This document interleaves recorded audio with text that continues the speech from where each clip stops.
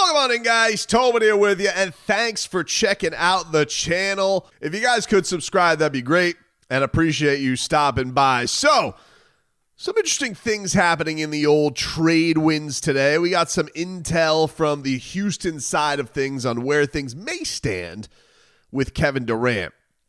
Kelly Iko, who covers them for The Athletic, he discussed what the Rockets would potentially want in a Kevin Durant trade, but also put in an interesting, friendly little nugget in there about where the trade talks stand with Kevin Durant. And mind you, Katie, other than badgering some people or people badgering him on Twitter, which I saw a funny one today. Kevin Durant, I've put him on, because I'm a sick person, put him on noties and on replies and posts. And it's only replies, and he's just arguing with people on Twitter all day. It's hilarious.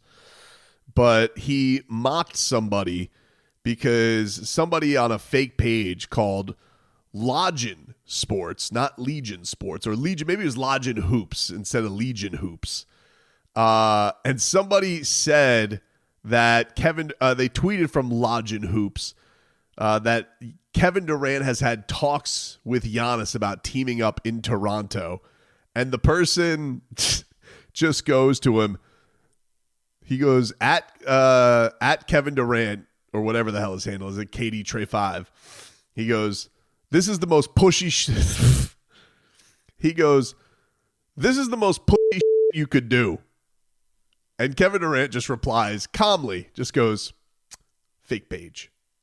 Which is just like, that is what makes Kevin Durant an artist at this stuff. It really is. So look forward to possibly having it towards a Heat roster near you. We'll see.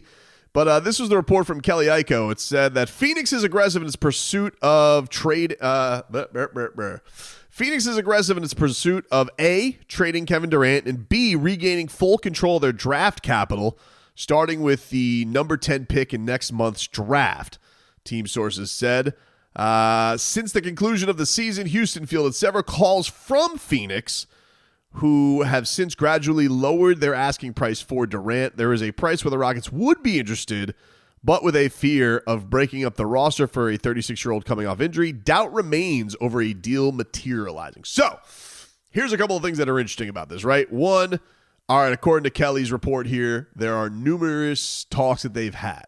They want to regain their draft capital. What is that from? That would be from the Chris Paul trade, I'd imagine. I'm guessing. I don't know.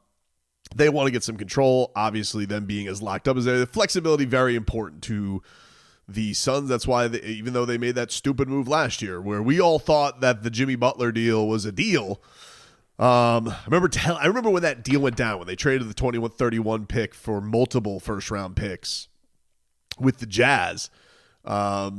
And remember texting it to somebody who was covering the game with me, and they're like, oh, this is the Jimmy trade. Like, we all thought the Jimmy trade was about to go down. It didn't go down, obviously. It went to the Warriors. So now we sit here, according to Kelly, they're having multiple talks because they want to have control, including the number 10 pick in this upcoming draft. They want control of that. And it's interesting from a couple of standpoints, right? Because it's like, all right, have the Heat had any talks? Like, does Kevin Durant have any interest in coming to the Miami Heat? Like, that is a huge element of this, right? Like, people have said Kevin Durant's going to have influence on where he wants to go. Is the Heat one of those places that even interests him, right? Like, it's really hard to gauge now what Kevin Durant wants. I imagine peace is one of them. Shot at a championship. Where are the places that he goes? Houston makes sense because they were a 2 seed this year, but in a very cluttered Western Conference, and obviously was still far because they lost to an older Warriors team, but maybe they're on the up and up. Amen Thompson, Alperen Şengün, a lot of talent there, like, no doubt. Fred VanVleet. It's not a team that and still even has some guys like Whitmore and Reed Shepherd who they haven't even played yet. So and I'm sure that they would have to end up dealing and parting with some of those guys. But if it's draft capital, it's an interesting nugget that can unlock some flexibility for Phoenix that could interest them, right? But there was this other report that came out from Matt Moore of the Action Network. Is he HP basketball, HQ basketball, something on Twitter, right? But he said that the word is that the Suns really value a center with the trade talks. And that is an interesting thing here, right? Because the Heat do have a very interesting center prospect in Kel'el Ware. In my eyes, with the Miami Heat, the way I would think, right? This is just my guess. I don't know. I'm just guessing that in a Kevin Durant trade, the most untouchable guys, Bam, Tyler, and then Kel'el. That's what I would think based on talent, value to the team, contract situation, him being on a rookie deal. I'd imagine those are the three guys they want to stay away from. I'd imagine so. But it would be interesting to note, is there a world where the Miami Heat would trade Kel'el for Kevin Durant and whatever the salary matches, and that's the trade. So Phoenix is getting their starting center. Bam is going to go back to the 5. In this variation of the team, KD, Bam, Wiggins, if he's not in the trade, Tyler, Davion. But if you were able to do that, and the draft capital can be kept to a minimum because you gave him a starting center, a guy who, and while everybody be like, and I would get the arguments against it, because the arguments against it would be, hey, you're trading potentially maybe you're trading also a guy who was an all rookie. You're trading 15-10 for his entire career. You're trading, as Bam said, a potential defensive player of the year for what? 2, 3 at the best years of Kevin Durant. You were scared to pay Jimmy. You're going to pay Kevin Durant. Is that the way to go? On the other hand, Kevin Durant, not as much of a pain in the ass. Maybe feels like he's still as impactful a player if you put him with Jimmy and Bam. Maybe feels like more of a perfect fit next to Bam and Jimmy. Next to Bam and Tyler, excuse me. Maybe. And if the Heat were able to do this, see, I don't think it's a double end. I think like if the Heat were to part with Kel'el, in my mind, this is the only way I would do it, is if that's the deal. It's Kel'el, that's what you get, expirings, congrats, you have your starting center. You bought for the future, we're buying now, we want to take this, but the Heat still have their draft capital. And then they can go shopping for else.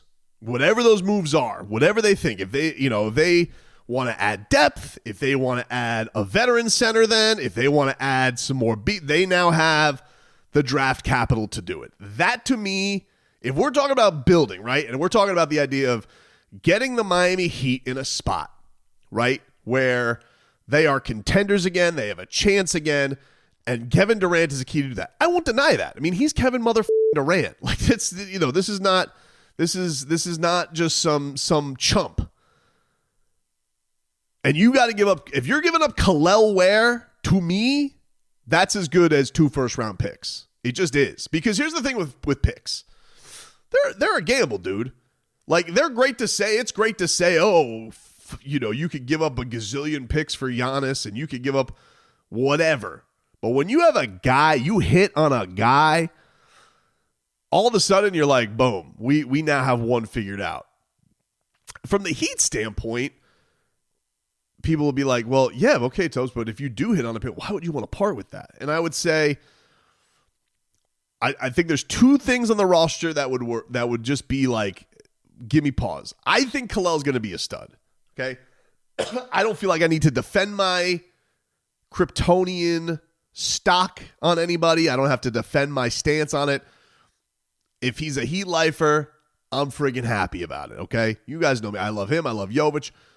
But we were just in this situation with Jaime Jaquez Jr., where he was a first-team all-rookie, and then sophomore slump came a-knocking, and we know now the highlight of his year is he's a correspondent for the finals. Do I think that's going to happen to Kel'el? No. I mean, he's 7'1". He's 21 years old. He's an athletic freak. He looks like one of the special ones. Looks like it. So, no, I don't think we're going to have a Jaime Jaquez situation, but it did just happen. And I think if you told anybody, like, hey, could you go back to last summer and sell high on Jaquez? Let's be honest. Most Heat fans would say probably right now, yes. Maybe he'll bounce back. I'm not writing him off yet, but let's just be real about the situation of where we're feeling right now. Whereas Kel'el right now, the stock's never going to be, I'm not going to say never going to be higher, but the stock's pretty damn high right now. So, there's that. And then there's also the element of Spo, right? Like Eric Spoelstra trusting young players. It's not going anywhere.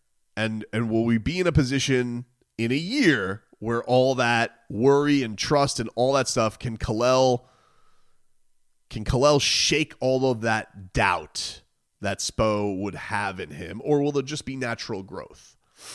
If I would put it in I would say majority is, yeah, I think he's going to figure it out.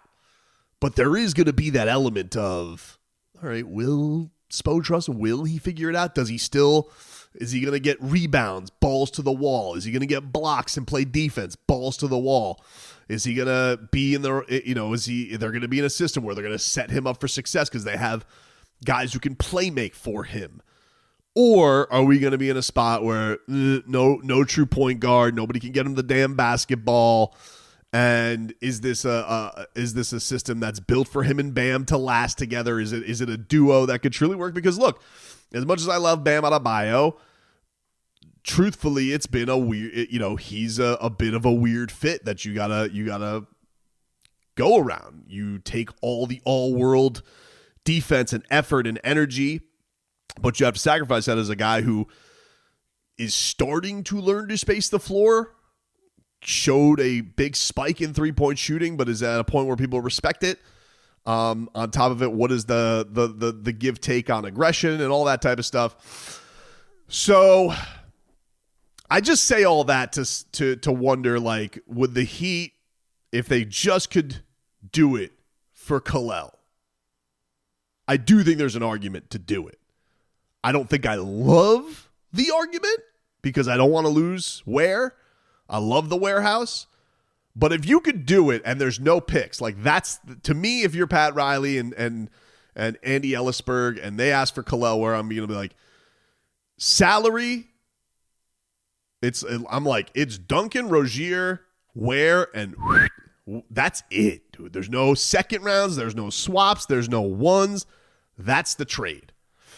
And then you're left here with, all right, now you got Kevin Durant, and you can you have a starting five that looks pretty nice, but also have an arsenal to still make moves if you want to, and now be like, oh, is there a Giannis pipe dream? Is there is there does somebody else shake loose? That's like, oh, I want to go play with Bam and KD and Tyler, and now the Heat still have a Wiggins chip with Kyle Anderson to throw it to make some maneuvers. So that to me is like the get out of jail free card. If we're going to talk about just building for the next 2 years, and the cost is going to be Kel'el, then if the Heat got to do it with no other picks, like no other like that's the ass. Okay, you guys are getting your starting center.